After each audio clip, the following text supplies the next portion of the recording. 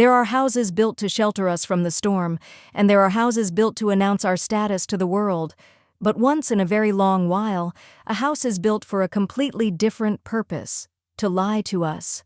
Imagine, if you will, a fortress. It stands imposing and severe on the outskirts of Henley-on-Thames, the very picture of Victorian authority. It is a masterpiece of the Gothic revival style, a sprawling architectural beast where red brick bleeds into stone facings, where turrets pierce the skyline like spears, and where gargoyles leer down from the eaves, their stone eyes watching every visitor who dares to approach. To the outside world, this structure screams order. It demands respect. It says quite clearly, here lives a serious man, a man of law, a man of consequence. But it is a trick. It is an elaborate practical joke played on a landscape scale, because the man who built this fortress didn't want a home. He wanted a mask, and what he concealed behind those terrified walls wasn't just a garden, it was a hallucination. To understand the punchline of this joke, we have to step back into the fog of the past. The year is 1890. We are deep in the suffocating heart of the Victorian era. It is a time defined by the stiff collar and the stiff upper lip. The air is thick, a heavy mix of the morning river mist rising off the Thames and the industrial coal smoke drifting down from London. It is a world where emotion is repressed, where social standing is everything, and where life follows a rigid, predictable script. You are born, you serve your duty to the empire, and you die. And standing on a rolling hill, overlooking this landscape of gray conformity, sits the master of Friar Park, Sir Frank Crisp. On paper, Frank Crisp is the ultimate conformist. He is a baronet, a specialized commercial lawyer of the highest order. He is the man who drafts the ironclad contracts that keep the wheels of the British Empire turning. If you were to walk into his grand study, with its dark oak paneling absorbing the light and the smell of old paper and beeswax in the air, you would see the perfect image of success. You would see a man in an impeccable suit, sporting a stern, waxed mustache, his eyes scanning legal briefs with cold mathematical precision. But if you looked closer, if you dared to lean in and really watch him, you would see that his eyes aren't reading the law. They are looking out the window. A smirk is playing on his lips. Because Sir Frank Crisp is bored. He is suffering from a crushing, soul-destroying boredom that only a genius trapped in a mundane world can understand. And in the silence of that study, he made a decision. He would play the role of the serious lawyer by day, but by night, and on the weekends, he would become the architect of the absurd. He decided that if the world wasn't going to offer him any magic, he was simply going to have to build it himself. Friar Park was not merely built, it was conjured. In the late 19th century, when a wealthy Victorian gentleman decided to build a garden, there was a standard template to follow. You planted roses. You laid down manicured lawns that looked like green velvet carpets. You trimmed the hedges into neat, polite squares. The goal was to show that you had tamed nature, that you were civilized. But Crisp didn't want to tame nature. He wanted to caricature it. He looked at the flat, polite, rolling hills of the English countryside and found them dreadfully wanting. He wanted drama. He wanted the sublime. So, in a move that baffled his neighbors and delighted his own eccentric soul, he decided to import the Alps. This was not a figure of speech. Crisp hired an army of laborers, hundreds of men armed with steam-powered diggers and shovels. He ordered 20,000 tons of rock to be transported all the way from Leeds. Can you imagine the noise? The sheer industrial chaos shattering the quiet peace of Henley? Day after day, week after week, the carts rolled in, dumping mountain stone into the backyard of a lawyer. He built what he called the Alpine Rock Garden. But calling this creation a rock garden is like calling the Titanic a boat. It was a literal scale model of the Matterhorn, rising high above the tree line. It was a jagged, towering peak that dominated the skyline. And because Frank Crisp was a perfectionist in his madness, he topped the peak with pulverized white stone to simulate eternal snow. In his world, it should always be winter at the summit, regardless of the English summer. But a mountain needs a river, doesn't it? Gravity, unfortunately, was not cooperating with his vision, so Crisp simply ignored the laws of physics. He engineered a massive, complex hydraulic system to pump water uphill, forcing it to cascade down his artificial mountain in a thunderous, foaming waterfall. He was bending nature to his will, acting as a scientific enthusiast, a lovely Victorian term that essentially meant a wealthy genius with too much time and a glorious lack of restraint. He wrote in his journal, a text that would later become his eccentric guide to the gardens, a simple manifesto that explained it all. The world is too much with us. Here, we create a new world. Let's take a walk through this new world. Imagine you are a guest of the estate in the year 1900. You have just finished a polite tea in the gloomy, dark drawing room of the main house. Sir Frank smiles at you, a mischievous glint in his eye that you can't quite place, and invites you outside. You step out the back door, expecting a patio or a flower bed. Instead, you step into a fever dream. The first thing you encounter is the dialectical garden. This is where Crisp's sense of humor begins to show its teeth. Here, the shrubs aren't just plants, they are punchlines. Yew trees have been tortured and trimmed into bizarre, specific shapes: a pheasant, a dog, a camera on a tripod. It is topiary with an attitude. Everywhere you look, there are signs. Crisp loved signs. But unlike the helpful signposts of the public world, these are misdirections. They are traps for the gullible. You see a sign pointing enthusiastically to a view of the river. You follow the path, expecting a sweeping, romantic vista of the Thames. Instead, the path dead-ends abruptly at a brick wall. And painted on that wall, a crude, childlike mural of a river. Crisp is laughing at you. He is mocking your expectations. He is asking you, silently, "Why did you trust the sign? Why do you trust anything you're told?" But the true madness is not under the sky. It is underground. Crisp was not content with merely owning the surface of the earth. He wanted to go deeper. He clawed out the dirt to build a massive network of artificial caves beneath the estate. Imagine climbing into a small wooden boat on the edge of a darkened pool.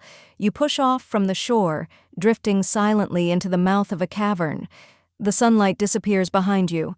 The air grows cold and damp, smelling of wet stone and secrets. You are now in the Blue Grotto. The walls here aren't real rock. They are shaped chicken wire and cement, sculpted by hand to look like ancient geological formations. But the lighting, that was the true miracle. Electricity was still a novelty at the time, and a magic trick in itself. Crisp installed hidden lights underwater, turning the subterranean lake into a glowing, ethereal pool of radioactive blue. Mirrors are tucked into dark corners, reflecting the water and the walls, making the cave look infinite, as if you are floating in a vast, bottomless ocean. It is a Disneyland ride created 50 years before Walt Disney was even born. The sound design is impeccable.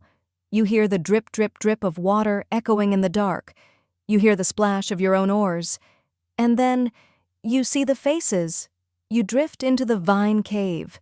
Artificial grapes hang from the ceiling in dense clusters. You look at a rock formation, and suddenly your eyes adjust, and it resolves into a face. A monk, a goblin, a demon. Crisp carved optical illusions into the very structure of the cave. He wanted you to question your own eyes. He wanted the walls to watch you back. And then, there are the inhabitants. Scattered throughout this darkness are garden gnomes. But forget the cute plastic figures you see in modern suburban lawns. These are German terracotta gnomes, imported specifically for this purpose. Their faces are twisted, their expressions manic and intense. They peek out from behind stalactites, holding lanterns, pickaxes, and beer steins. They represent the little people of Frank Crisp's mind, the chaotic guardians of his underground kingdom. To the Victorian elite, a garden was a place to display wealth and taste. To Sir Frank, it was a theater of the grotesque. He invited the stiff upper-lip aristocracy to his home, put them in a boat, and sailed them into the center of the earth. He wanted to see if he could make them scream. Or better yet, he wanted to see if he could make them giggle. It would be easy to dismiss Friar Park as the work of a madman, a rich eccentric with more money than sense. But it wasn't chaos. It was calculated precision. Friar Park was a paradox. It was pure whimsy, executed with the rigorous logic of a contract lawyer. Take the stepping stones across the pond. They look stable. They invite you to cross the water. But Crisp knew human nature. He knew you would try to cross them. So, he rigged one of the stones with a pressure plate. When a visitor stepped on it, squirt! A hidden jet of water would shoot up the victim's leg, soaking their trousers. Crisp would often watch from a balcony, tears of laughter streaming down his face. He used his advanced knowledge of hydraulics not just to make waterfalls, but to play practical jokes on dukes and earls. But there was a deeper intellect at play here, something far more fascinating than just pranks. Crisp was a world-renowned microscopist. He spent thousands of hours staring at the tiniest building blocks of life, and if you look closely, you can see that obsession in the landscape. The twisting paths of his hedge maze resemble the cellular structure of a plant stem under a high-powered lens. The jagged layout of the rockery mimics the sharp edges of a crystal formation. He was applying the geometry of the microscopic world to the macroscopic landscape. As above, so below. He was trying to show that the patterns of nature are universal, whether you are looking at a single cell or a mountain range. He was also a historian, obsessed with the concept of the hortus conclusus, the enclosed garden. He sliced up his 30 acres into distinct rooms, separated by high hedges or walls, so that you could never see what was coming next. Walking through Friar Park is like walking through a time machine. You step out of the medieval garden, recreated faithfully from ancient manuscripts, and 10 seconds later, you are standing in the Japanese garden, complete with authentic tea houses and red lacquer bridges, a sight almost unheard of in England at the time. Then you turn a corner, and you are in the Elizabethan garden, strict and geometric. He compressed the entire history of the world into his backyard. He wanted to own time, just as he owned the land. So why the name Friar Park? The estate was named after a moody order of monks who supposedly lived on the land centuries prior. Most people would have ignored this ghost story, or perhaps found it unsettling. Crisp leaned into it. He adopted the persona. He jokingly referred to himself as the Friar. The interior of the house began to reflect the garden's madness, blurring the line between inside and outside. Light switches were shaped like monks' faces. Door handles were shaped like pumpkins. He painted sayings on the walls, little nuggets of his own twisted philosophy.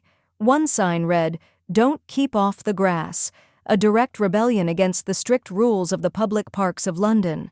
Another, painted near his office, read, "Scanning the horizon for a rich client," a cynical mockery of his own profession. There is a moment that perfectly captures the essence of this man. Imagine him alone in the grand ballroom. It is late at night. The room is vast, empty of people, but filled with thousands of microscopes. His collection was one of the largest in the world, a gleaming arsenal of brass and glass. Here stands a man who bridges the gap between the infinite, the sprawling imagination of his caves and mountains, and the infinitesimal, the bacteria and atoms under his lens. He realized something that few people in his era understood. The typical Victorian country house was the ultimate camouflage. No one suspects the lawyer. No one questions the man in the suit.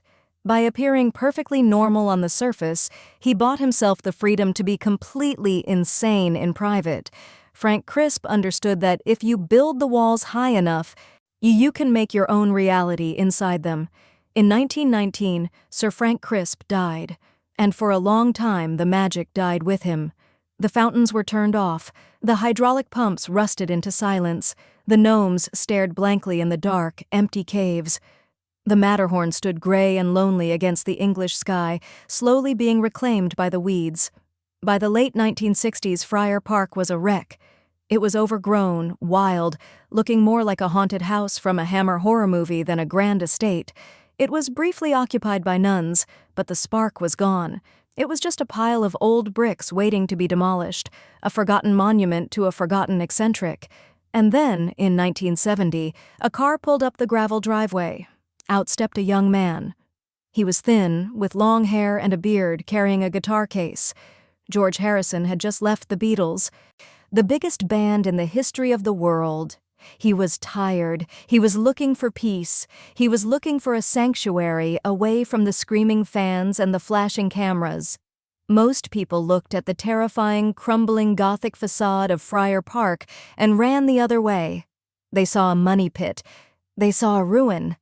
But George smiled. He walked through the overgrown gardens. He saw the rotting signs with their Latin jokes. He saw the collapsed caves and the silent mountain. And he didn't see a ruin. He saw a kindred spirit. He saw the joke. George Harrison bought the house. And in doing so, he didn't just buy a property. He inherited the soul of Frank Crisp. He poured his heart into the restoration. The gnomes were dusted off and repainted. The water began to flow again. The two eccentrics, the Victorian lawyer and the rock star, shook hands across the decades. George even wrote a song about him, The Ballad of Sir Frankie Crisp, immortalizing the man who built the mountain, ensuring that the friar would never truly leave the building. Today, as the sun sets over the main lake at Friar Park, the reflection of the house shimmers in the water. It looks like a mirage, wavering between reality and a dream. Friar Park remains a monument. But it is not a monument to architecture, and it is certainly not a monument to gardening. It is a monument to the human need for fantasy. It is a physical reminder that reality is negotiable. Whether you are a lawyer in 1890 trapped by social etiquette or a musician in 1970 trapped by fame, the walls we build around us are only as thick as our imagination allows them to be. Sir Frank Crisp didn't just build a garden. He proved that if you are brave enough and perhaps just a little bit mad, you don't have to live in the world everyone else sees. You can build your own. On the iron gates of the estate, Crisp left a final message, an inscription that serves as a warning and a welcome to all who enter his kingdom. It reads, "Scan not a friend with a microscopic glass. You know his faults, now let his foibles pass.